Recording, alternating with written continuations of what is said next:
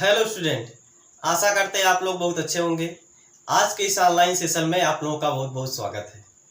पिछले क्लास में हम लोग राउल्ट का नियम पढ़े थे, जो कि बहुत ही ज़्यादा इम्पॉर्टेंट टॉपिक है। ये बोर्ड के एग्ज़ाम नीट और जेई में बहुत ही इम्पॉर्टेंट है। ये टॉपिक बहुत ही ज़्यादा इम्पॉर्टेंट है कई और कॉम्पिटिटिव एग्जाम के लिए, ठीक ना। तो पिछले क्लास में हम लोगों ने राउल्ट के नियम को कवर कर लिया था। आज के इस क्लास में हम लोग अगली टॉपिक पढ़ने वाले हैं, जो कि क्या है, आइडियल सॉल्यूशन यानी कि आदर्श विलयन। बात समझ में आ गई ना।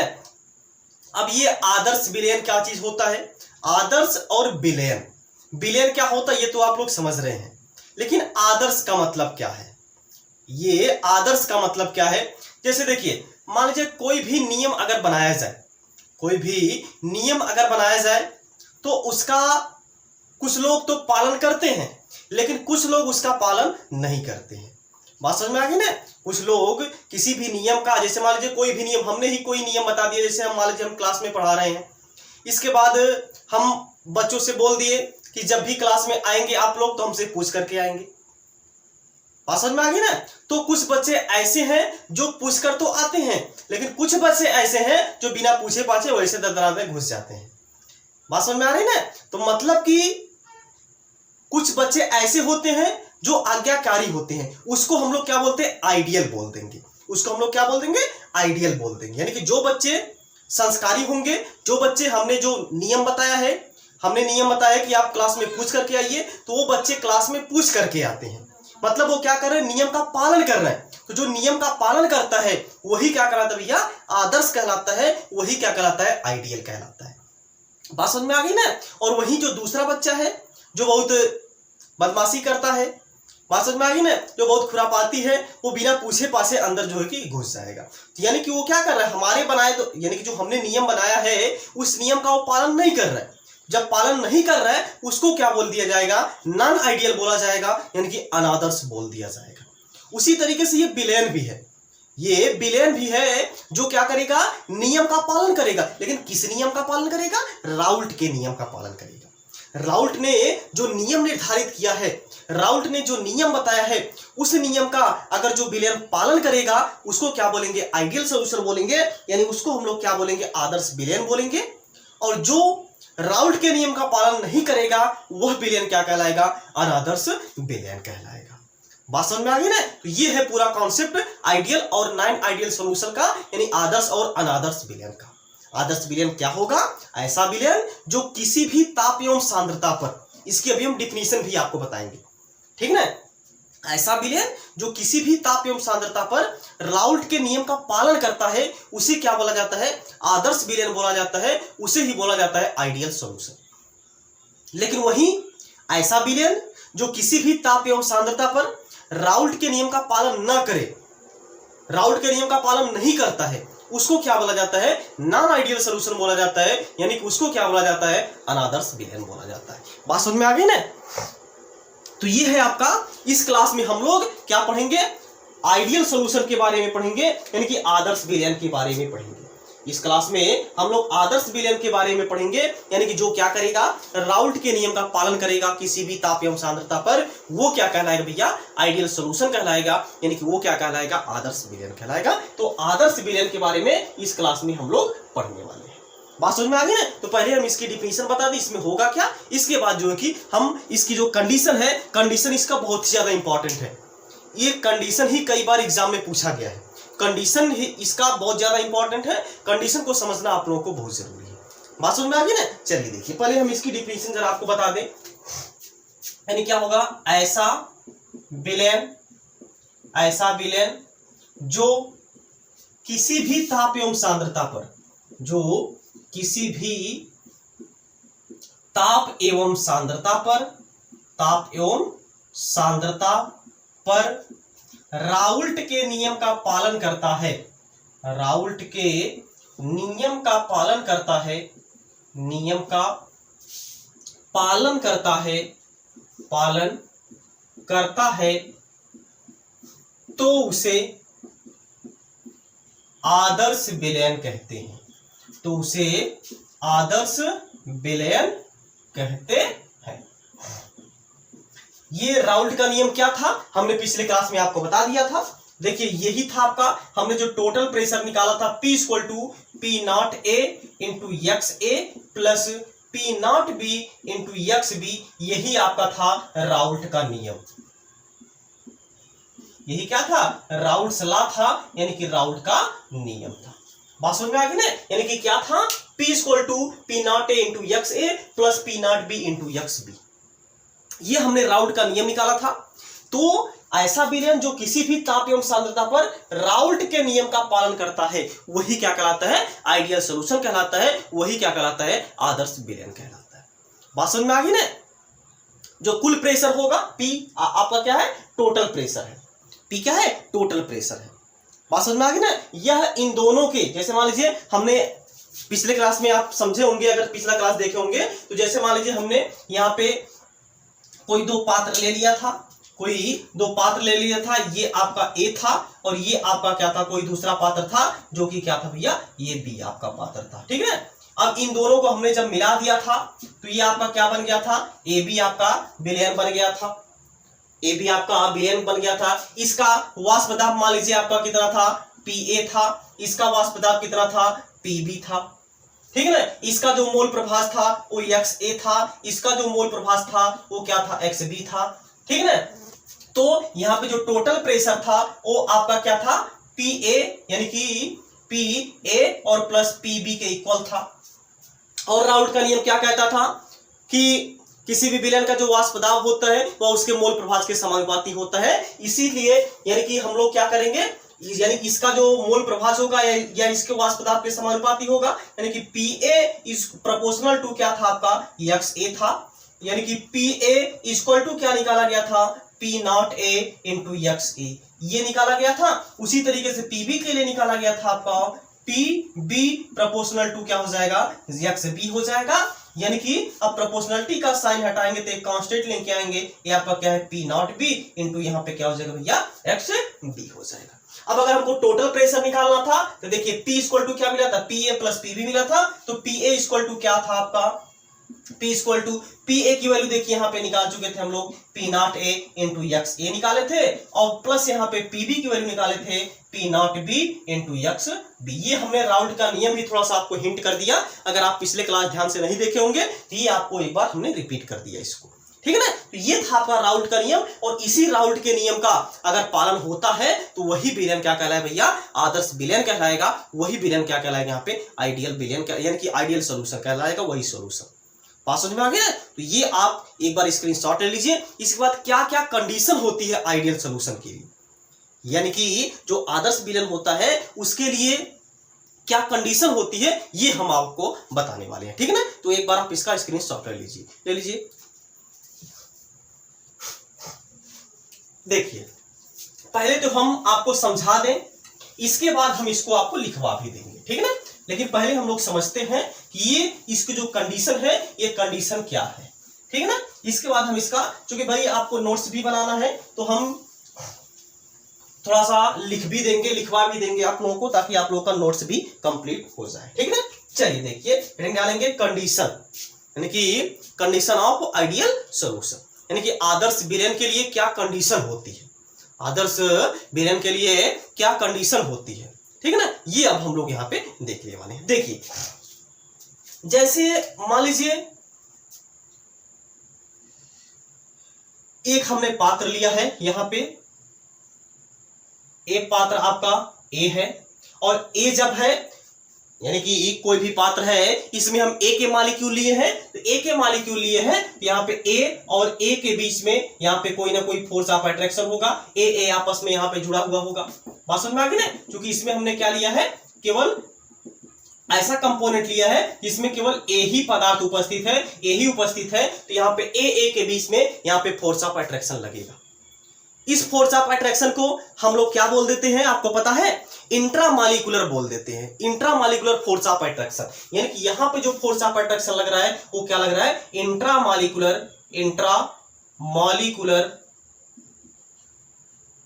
Force of attraction. ठीक है ना। इंट्रामॉलिक्यूलर फोर्स ऑफ अट्रैक्शन आप अपना लिख लीजिएगा, ठीक है ना, जिसको हम लोग हिंदी में क्या बोलते हैं, अंतरा आणविक, ठीक है ना, इसको हम लोग क्या बोलते हैं, अंतरा आणविक बोल देते हैं। बात समझ में आ गई ना, ये क्या है, अंतरा आणविक, अंतरा आणविक बल जिसको हम लोग बोल सकते हैं, फोर्स लिखते थे तो आपका क्या हो जाएगा, बल। बात इतनी समझ में आई। जैसे हमने क्या किया है, यहां पे कोई कंपोनेंट लिया है जिसमें केवल एक ही कंपोनेंट उपस्थित है। जब एक ही कंपोनेंट उपस्थित है तो इसमें जो एक के मॉलिक्यूल हैं इनके बीच में यहाँ पे फोर्स ऑफ अट्रैक्शन, कोई ना कोई फोर्स ऑफ अट्रैक्शन लगेगा, और ये फोर्स ऑफ अट्रैक्शन क्या कहलाता है, intra molecular force of attraction. अगर सेम मॉलिक्यूल के बीच में फोर्स ऑफ अट्रैक्शन लगता है तो उसको हम लोग क्या बोलते हैं, intra molecular force of attraction बोल देते हैं। बात समझ में आ गई ना। जैसे मान लीजिए अगर आपके विद्यालय में कोई प्रोग्राम हो रहा है, अगर आपके विद्यालय में कोई प्रतियोगिता हो रही है, उस प्रतियोगिता में अगर केवल और केवल स्कूल के ही बच्चे भाग ले रहे हैं तो उसको क्या बोला जाता है, इंट्रा मॉलिक्यूलर बोला जाता है। उसको क्या बोलेंगे, इंट्रा मॉलिक्यूलर बोलेंगे। बात समझ में आ गई ना। लेकिन अगर वहीं कोई प्रतियोगिता ऐसी हो रही है जिसमें आपके कॉलेज के छोड़ करके और आपके कॉलेज के बच्चे तो रहेंगे ही, साथ ही साथ दूसरे कॉलेज के भी बच्चे उसमें पार्टिसिपेट अगर करेंगे, तब उसको क्या बोला जाता है, inter molecular force of attraction बोला जाता है। बात समझ में आ गई ना। इंट्रा मतलब अंदर ही बनेगा, सेम मॉलिक्यूल के बीच में बनेगा, सेम मॉलिक्यूल के बीच में अगर फोर्स ऑफ अट्रैक्शन लगेगा उसको क्या बोला जाता है भैया, intra molecular force of attraction बोला जाता है। वहीं अगर यानी कि डिफरेंट मॉलिक्यूल के बीच में जो फोर्स ऑफ अट्रैक्शन लगता है उसको क्या बोला जाता है, inter molecular force of attraction बोला जाता है, ठीक है ना। यानी कि यहाँ पे क्या है, intra molecular force of attraction है, ठीक। उसी तरीके से यहाँ पे हम कोई दूसरा पदार्थ ले लिए हैं जो कि क्या है, बी, इसको हमने नाम दे दिया है, इसमें हम कोई बी पदार्थ भर दिए हैं, तो इसमें भी जो फोर्स ऑफ अट्रैक्शन होगा बी और बी के बीच में, ये कैसा फोर्स ऑफ अट्रैक्शन होगा भैया, ये भी क्या होगा, intra molecular force of attraction, ये भी होगा। बात को समझिएगा। इसमें हमने एक कंपोनेंट केवल बी लिया है और इसमें हमने केवल एक कंपोनेंट क्या लिया है, ए लिया है, ठीक है ना। अब यहां पे यानी कि इसके बीच में भी क्या होगा, बी बी के बीच में भी और ए ए के बीच में भी क्या होगा, intra molecular force of attraction होगा। ए ए के मॉलिक्यूल में और बी बी के मॉलिक्यूल में जो यानी कि intra molecular force of attraction होगा। बात समझ में आ गई ना, क्या होगा, intra molecular force of attraction होगा। अब एक चीज जरा ध्यान दीजिए, अब इन दोनों के यानी कि ए और बी को अगर हम आपस में मिक्स कर दें, इन ए और बी को अगर हम आपस में मिला दें तो क्या बन जाएगा भैया, मिक्सचर बन जाएगा।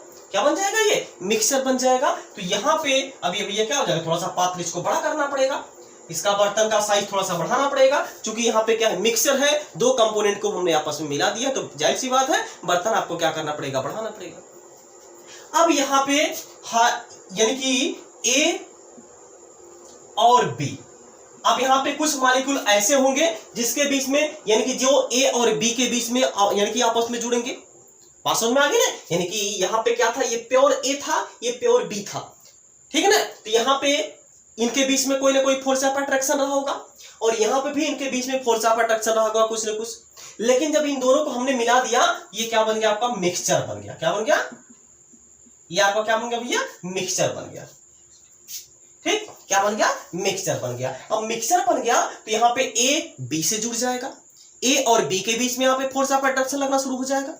मतलब कि कुछ यानी कि हम यहाँ पे 100% नहीं बोल पा रहे हैं कि सभी ए और बी आपस में जुड़ जाएंगे, नहीं, लेकिन कुछ मॉलिक्यूल जो होंगे वो ए और बी के बीच में यहाँ पे आपस में कंबाइन हो जाएंगे, ए और बी आपस में जुड़ जाएंगे, यानी कि इनके बीच में भी कोई ना कोई फोर्स ऑफ अट्रैक्शन लगने लगेगा। और इस फोर्स ऑफ अट्रैक्शन को हम लोग क्या बोलते हैं, inter molecular force of attraction बोलते हैं भैया। क्या बोलते हैं इसको, inter molecular force of attraction बोलते हैं, जिसको हम लोग क्या बोलते हैं, अंतर अणुक आकर्षण बल। यानी कि इसके बीच में यहां पे क्या लग रहा है, इंटर मॉलिक्यूलर फोर्स, जिसको हम लोग क्या बोलते हैं, अंतर आणविक बल, ठीक है ना। यानी कि अब यहां पे क्या लग जाएगा, अंतर आणविक बल लग जाएगा, यानी कि यहां पे अंतर आणविक आकर्षण बल यहां पे लगने लगेगा। लेकिन यहां पे जो पहली कंडीशन है, ये पहली कंडीशन हम बता रहे हैं, ये पहली कंडीशन हम बता रहे हैं, यानी कि आइडियल सॉल्यूशन का, आदर्श विलयन का। क्या है पहली कंडीशन, देखिए, यानी कि क्या बोल रहा है, ए के बीच में और बी के बीच में जो फोर्स ऑफ अट्रैक्शन लगेगा, ध्यान से समझिएगा, ए के बीच में, बी के बीच में जो फोर्स ऑफ अट्रैक्शन लगेगा वही फोर्स ऑफ अट्रैक्शन ए और बी के बीच में भी लगना चाहिए। पहली कंडीशन फिर से हम बता रहे हैं, फिर से हम एक बार रिवीजन कर रहे हैं इसको, फिर से एक बार हम रिवाइज कर रहे हैं। क्या है इसको ध्यान से समझिए। जो फोर्स ऑफ अट्रैक्शन ए के बीच में है, जो फोर्स ऑफ अट्रैक्शन बी के बीच में है, यहां पे कुछ ना कुछ फोर्स ऑफ अट्रैक्शन होगा ए के बीच में, और यहां पे कुछ ना कुछ फोर्स ऑफ अट्रैक्शन होगा बी के बीच में। लेकिन अगर हम इन दोनों को आपस में मिला दें तो ए और बी के बीच में जो फोर्स ऑफ अट्रैक्शन होगा यह आपस में इक्वल होना चाहिए, यह आपस में बराबर होना चाहिए, तभी ये भैया आदर्श विलयन होगा।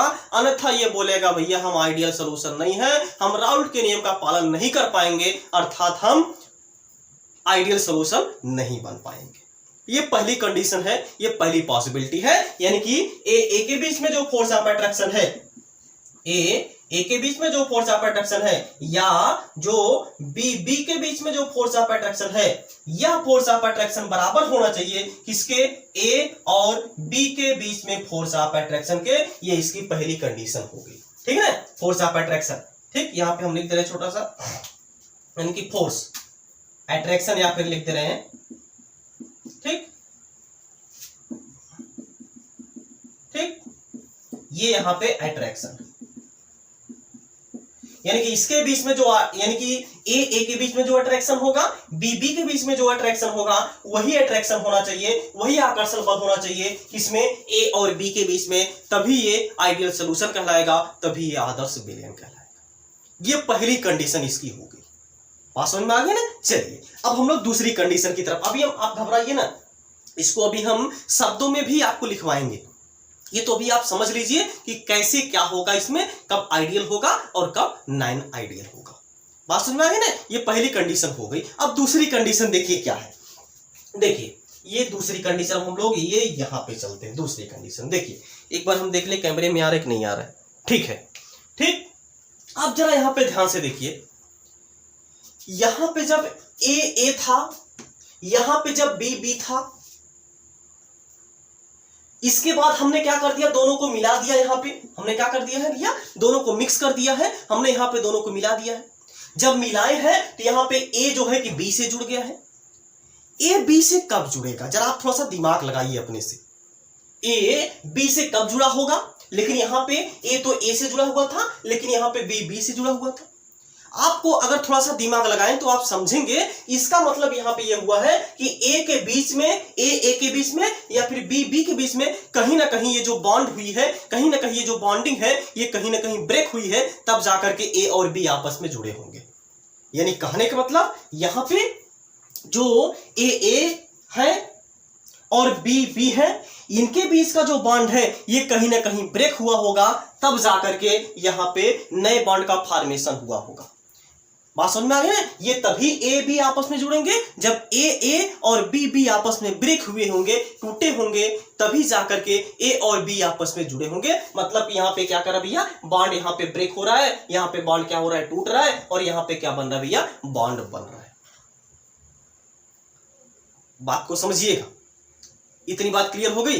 अब एक चीज जरा ध्यान दीजिए, ए के बीच का बॉन्ड यहां पे ब्रेक हो रहा है और बी के बीच का बॉन्ड ब्रेक हो रहा है, तभी ए और बी के बीच में यहां पे बॉन्ड का फॉर्मेशन हो रहा है, यहां पे बॉन्ड बन रहा है। लेकिन क्या ये बॉन्ड अपने आप टूट जाएगा? थोड़ा सा आप दिमाग लगाइए। जैसे भाई मान लीजिए, अगर ये जैसे मान लीजिए ये आपका पेन है, ये पेन है, इसको हमको क्या करना है, तोड़ना है। तो ऐसे क्या करना पड़ेगा आपको, यहां पे एनर्जी लगानी पड़ेगी। इसको ब्रेक करने के लिए, इसको तोड़ने के लिए आपको क्या करनी पड़ेगी, ऊर्जा खपानी पड़ेगी, ऊर्जा की खपत करनी पड़ेगी, ऊर्जा आपको देनी पड़ेगी। जैसे भैया इसको आप तोड़ रहे हैं, जब तोड़ेंगे इसका मतलब आप क्या करें, ऊर्जा नहीं दे रहे हैं। अगर आप ऊर्जा नहीं लगाते तो क्या टूटता, नहीं टूटता। बात समझ में आ रही है। तो मतलब कि यहां पे तोड़ने के लिए हम क्या कर रहे हैं, इसको एनर्जी दे रहे हैं, यानी कि हम क्या कर रहे हैं, यहाँ पे भैया ऊर्जा दे रहे हैं। मतलब कि यहाँ पे बॉन्ड को ब्रेक करने के लिए क्या करनी पड़ती है भैया, ऊर्जा देनी पड़ती है। तो मतलब कि यहाँ पे क्या हम कर रहे हैं, ऊष्मा, यानी कि ऊर्जा दे रहे हैं, ऊष्मा दे रहे हैं। और जब ऊष्मा देते हैं किसी भी रिएक्शन में तो क्या कहलाती है, बोलिए, वो क्या कहलाती है, ऊष्मा शोषी कहलाती है। क्या कहलाती है? ऊष्मा शोषी कहलाती है। यानी कि यहाँ पे क्या हो रही है भैया? ऊष्मा अवशोषित हो रही है। यहाँ पे क्या हो रही है? ऊष्मा अवशोषित हो रही है। ऊष्मा अवशोषित हो रही है। यहाँ पे ऊष्मा अवशोषित हो रही है और यहाँ पे क्या होगा? ऊष्मा अवशोषित हो रही है। ऊष्मा अवशोषित हो रही है।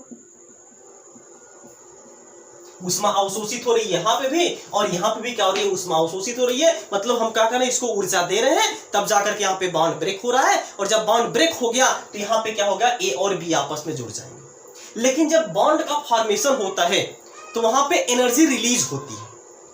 बात समझ में आ रही है ना? यानी कि वहां पे ऊर्जा क्या होती है? निकलती है। जब ऊर्जा निकलती है उसको हम लोग क्या बोल देते हैं? ऊष्माक्षेपी बोलते हैं। मतलब कि यहाँ पे क्या है? ये ऊष्माक्षेपी है।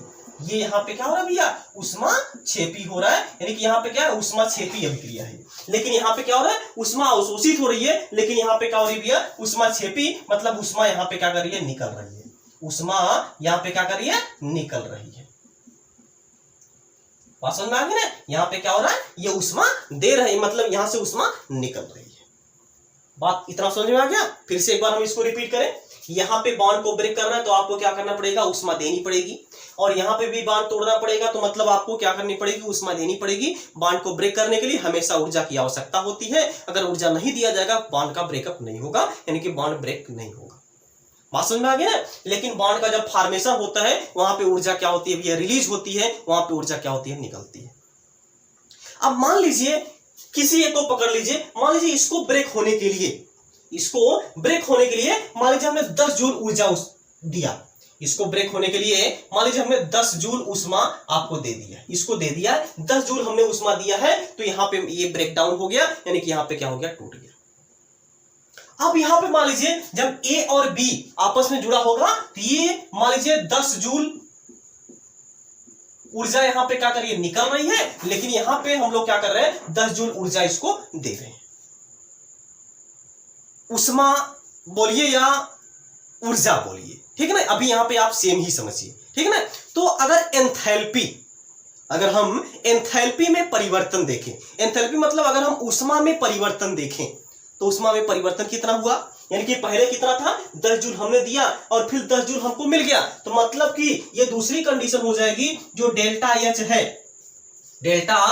है वो कितना हो जाएगा? पहले हमने क्या किया था? 10 जूल दिया था, इसके बाद फिर यानी कि प्लस हमने क्या था? यानी कि 10 जूल हमने दिया था, लेकिन फिर यहाँ पे क्या हो गई थी? हमको 10 जूल मिल गई थी। मतलब 10 से कैंसिल हो जाएगा, कितना आ जाएगा भैया? 0। मतलब कि यहाँ पे जो डेल्टा एच है इसका मान क्या आने वाला है? 0 आ जाएगा। डेल्टा एच जब 0 होगा इसका मतलब ये कैसा है? आइडियल सोल्यूशन है। इसका मतलब ये आदर्श विलयन है। बात समझ में आ गई ना? यानी कि एंथैल्पी में जो परिवर्तन होगा अगर उसका मान 0 है, अगर उसका मान 0 है, तभी वो क्या कहलाएगा भैया? आइडियल सॉल्यूशन कहलाएगी, तभी वो आदर्श विलयन कहलाएगी। मतलब कि जितनी ऊष्मा हम खपा रहे हैं बॉन्ड को ब्रेक करने में, उतनी ही ऊष्मा अगर हमको मिल जाएगी तो यहाँ पे ये क्या कहलाएगा भैया? आइडियल सॉल्यूशन कहलाएगा। यही क्या कहलाएगा? आदर्श विलयन कहलाएगा। बात क्लियर हो गई? बात आपको समझ में आ गया? चलिए इसका एक बार आप स्क्रीनशॉट ले लीजिए। ये इसकी दूसरी कंडीशन थी। इसके बाद हम तीसरी और इंपॉर्टेंट कंडीशन की तरफ आगे चले। ये अभी हम आपको रफली थोड़ा सा समझाने का प्रयास कर रहे हैं। इसके बाद अभी हम इसका डिफिनीशन, इसका नोट्स भी बताएंगे, शब्दों में भी इसको हम अभी आपको लिखाएंगे, ठीक है ना? तो पहले आप इसका एक बार स्क्रीनशॉट ले लीजिए। इसके बाद हम तीसरे कंडीशन की तरफ चले, तीसरी पॉसिबिलिटी की तरफ चले, ठीक है? नोट कर लीजिए। हो गया? ओके। हम थोड़ा सा कुछ चीजें यहां से मिटा रहे हैं। जैसे ये हमने यहां से क्या कर दिया? रब कर दिया। यहां से हमने इसको मिटा दिया, ठीक? अब देखिए, अब इसकी तीसरी कंडीशन देखिए। तीसरी कंडीशन हम यहां पे लिख रहे हैं। ये आपका पहली कंडीशन हो गया, ये दूसरी कंडीशन हो गया। ये अब हम लोग चल रहे हैं तीसरी कंडीशन की तरफ से। देखिए, जैसे मान लीजिए यहां पे ए जब था, यहाँ पे जब ए था, इसको हम थोड़ा सा रब कर दे रहे हैं, ये बी वाला, ठीक है ना? स्पेस कम पड़ रहा है जिसकी वजह से हम इसको रब कर दे रहे हैं, ठीक? चलिए देखिए, जैसे मान लीजिए ए और ए है, ए था और ए था, ये आपस में, सॉरी, ये ए और ए था, ये आपस में जुड़ा हुआ था। इसके मान लीजिए इसका जो वॉल्यूम है ये इतना, इसका वॉल्यूम कवर किया है, यानी कि इसका वॉल्यूम क्या है? इतना ही है। वही प्रोसेस बी में भी होगा, वही प्रोसेस। अब आप इमेजिन कर सकते हैं जो यहाँ पे वॉल्यूम ए के बीच में है वही वॉल्यूम यहाँ पे क्या होगा, बी के बीच में भी होगा वॉल्यूम। मान लीजिए यहाँ पे 15 यूनिट मान लीजिए इसका वॉल्यूम है। बात समझ में आ गया ना, इसकी जो वॉल्यूम है यहाँ पे 15 यूनिट इसकी वॉल्यूम है। तो ये दोनों जब हमने कंबाइन किया तो जब ए और बी बना, जब ए और बी बना तो इसका भी वॉल्यूम कितना होगा, इसका भी वॉल्यूम कितना होगा भैया, मान लीजिए 15 यूनिट इसका भी वॉल्यूम हो जाएगा। क्योंकि भाई यहां पे क्या है, ए के बीच में जो वॉल्यूम है वो कितना वॉल्यूम कवर कर रहा है, कितना आयतन इसका है, 15 यूनिट है। लेकिन जब वही भाई ए के बीच में जो वॉल्यूम है वही वॉल्यूम हो तो बी के बीच में भी ना होगा। लेकिन अगर इन दोनों को हमने यहाँ पे क्या कर दिया, मिक्स कर दिया है, इन दोनों को जब हमने मिला दिया है तो मिलाने के बाद यहाँ पे ए और बी के बीच का जो वॉल्यूम होगा वो भी कितना आ गया, ये देखा गया कि 15 यूनिट आ गया। अब एक चीज जरा यहाँ पे आप बताइए, जो आयतन में परिवर्तन है वो आयतन में परिवर्तन कितना हो गया, परिवर्तन हम लोग कैसे निकालते हैं, यानी कि यहाँ पे जो डेल्टा वी है इसका मान क्या आ गया, पहले 15 था और बाद में भी क्या आ गया भैया 15 आ गया। तो मतलब कि 15 माइनस 15 बराबर 0, यानी कि जो डेल्टा वी है इसका मान कितना आना चाहिए भैया, 0 आना चाहिए, तभी ये क्या कहलाएगा, आइडियल सॉल्यूशन आएगा। मतलब कि ए के बीच में या फिर बी के बीच में जो वॉल्यूम है वही वॉल्यूम होना चाहिए ए और बी के बीच में, तभी ये आइडियल सॉल्यूशन होगा, तभी ये आदर्श विलयन होगा, अर्थात ये आदर्श विलयन, अन्यथा ये आदर्श विलयन नहीं होगा। ये तीनों पॉसिबिलिटी है, ये तीनों कंडीशन है। एक बार फिर से हम इसको रिपीट कर दें। अगर आप चाह रहे हैं कि आइडियल सॉल्यूशन मिले तो इसके लिए ए के बीच में जो फोर्स ऑफ अट्रैक्शन है, बी के बीच में जो फोर्स ऑफ अट्रैक्शन है वही फोर्स ऑफ अट्रैक्शन ए और बी के बीच में होना चाहिए। और दूसरी इसकी कंडीशन क्या है, इसमें डेल्टा एस यानी कि जितनी हम ऊष्मा दे रहे हैं बॉन्ड को तोड़ने के लिए उतनी ही ऊष्मा आपको बाद में मिलनी ही चाहिए। तो मतलब तब जाकर के मतलब यहाँ पे डेल्टा एस जो है एंथैल्पी में जो परिवर्तन है वो कितना होना चाहिए, 0 होना चाहिए, तभी ये क्या कहलाएगा, आइडियल सॉल्यूशन कहलाएगा। तीसरी इसकी जो कंडीशन है वो क्या है कि डेल्टा वी का मान यहाँ पे क्या होना चाहिए, 0 होना चाहिए। मतलब कि जो आयतन है, आयतन में जो आयतन ए के बीच का है या फिर जो आयतन बी के बीच का है वही आयतन ए बी के बीच में भी होना चाहिए, तभी ये आइडियल सॉल्यूशन होगा, अन्यथा ये आइडियल सॉल्यूशन नहीं होगा।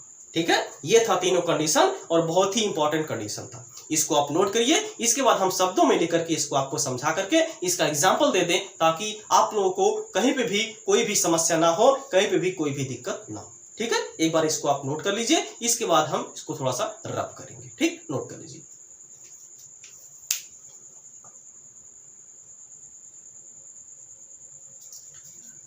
चलिए देखिए, अब उसी चीज को हम आपको शब्दों में समझा देते हैं। ठीक है ना, देखिए पहला ये हमने आपको बता ही दिया था, यानी कि P इक्वल टू क्या होना चाहिए, P not A X A और P not B X B होना चाहिए, तभी ये राउल्ट के नियम का पालन करेगा, अर्थात तभी ये आइडियल सॉल्यूशन कहलाएगा, तभी आदर्श विलयन कहलाएगा, अन्यथा यह आदर्श विलयन नहीं कहलाएगा। ठीक, दूसरा देखिए, दोनों अवयवों को मिलाने पर एंथैल्पी अपरिवर्तित होनी चाहिए, अर्थात डेल्टा एच मिश्रण इक्वल टू 0, मतलब दोनों अवयवों को मिलाने पर जो एंथैल्पी में परिवर्तन है वो क्या होना चाहिए, 0 होना चाहिए, तभी ये आइडियल सॉल्यूशन होगा। तीसरी इसकी कंडीशन क्या है, दोनों अवयवों को मिलाने पर आयतन अपरिवर्तित होना चाहिए, मतलब आयतन में भी कोई परिवर्तन नहीं होना चाहिए, अर्थात डेल्टा वी मिश्रण इक्वल टू क्या होना चाहिए, 0 होना चाहिए।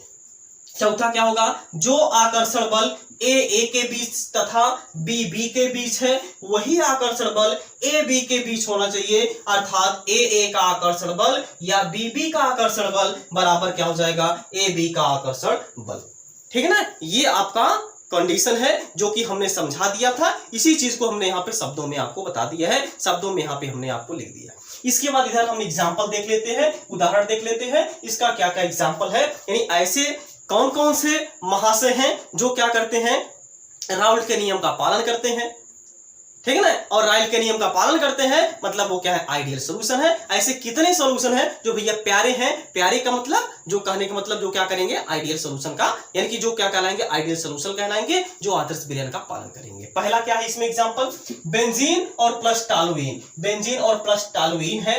दूसरा यहाँ पे क्या है, एन हेक्सेन और plus n heptane, n hexane और प्लस n हेप्टेन भी यहाँ पे क्या है, आइडियल सॉल्यूशन का एग्जांपल है। मेथेनॉल और एथेनॉल है, इसके बाद क्लोरोबेंजीन तथा ब्रोमोबेंजीन है, इसके बाद है एथिल ब्रोमाइड तथा एथिल आयोडाइड। ये जो यहाँ पे एग्जांपल लिखा गया है ये कैसे हैं, आइडियल सॉल्यूशन है। मतलब इन दोनों को अगर हम लोग मिक्स करेंगे तो ये जो सॉल्यूशन मिलेगा ये आइडियल सॉल्यूशन मिलेगा। मतलब ये किसी भी ताप एवं सांद्रता पर राउल्ट के नियम का पालन करेंगे। ये बच्चे कैसे भैया, संस्कारी हैं, ये बच्चे आदर्श हैं, ठीक है ना। ये बच्चे आपके कैसे हैं, आइडियल हैं। इसी को हम लोग क्या बोल देंगे, आइडियल सॉल्यूशन बोल देंगे, ठीक है ना।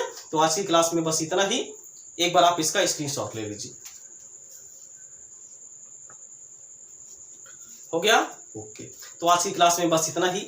अगर आप लोगों को ये क्लास अच्छा लगा हो, समझ में आया हो, तो आप लोग जरूर अपने मित्रों को शेयर करिए ताकि उसमें हमको भी थोड़ा सा बढ़ावा मिल सके, हमको हमारा भी थोड़ा सा हौसला बढ़ सके। क्योंकि जब आप शेयर करते हैं, और कमेंट तो जरूर किया करिए कि आप लोगों को इसमें कोई कंफ्यूजन है या फिर कहाँ पे कोई दिक्कत है, वीडियो क्वालिटी में दिक्कत है या फिर कहीं भी कोई समस्या हो, तो आप लोग कमेंट के बॉक्स के माध्यम से जरूर बताइएगा।